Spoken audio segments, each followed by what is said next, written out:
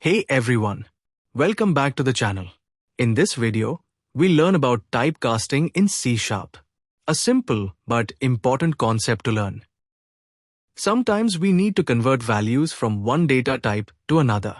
In real programs, different types of data often need to work together. This process is called typecasting in C#. It means changing the type of a value, like from float to int. There are two types of casting. First, implicit casting, automatic conversion. This means C# handles it on its own, no extra code needed. Second, explicit casting, manual conversion. Here, we write the type ourselves to control how the data changes. Implicit typecasting automatically converts a smaller data type to a larger one without manual intervention. This keeps it safe and effortless. The compiler handles it. This type of casting ensures that no data is lost during the conversion process. Because we're moving to a bigger type, all data fits in.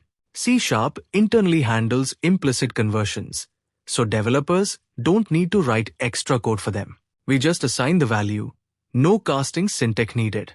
Next, explicit typecasting. Explicit typecasting is used when converting a larger data type to a smaller one in C#.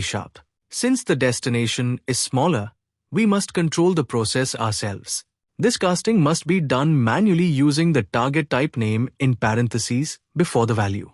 We write the desired type in brackets. That's how we cast it. When using explicit casting, data might be lost, such as the decimal portion of a float when converting to an int. This happens because smaller types can't store all the information.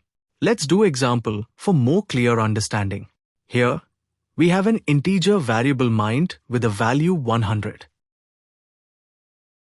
This value is assigned to a double variable myDouble. Since double can hold a larger range than int, the conversion happens automatically. So double becomes 100.0, and the output is simply 100. In explicit conversion, a double value 9.78 is being stored in an integer variable. We write int before the variable to do this manually. Since integers can't store decimal values, only the whole number is kept. The decimal part, which is 0.78, gets removed. This is called data loss.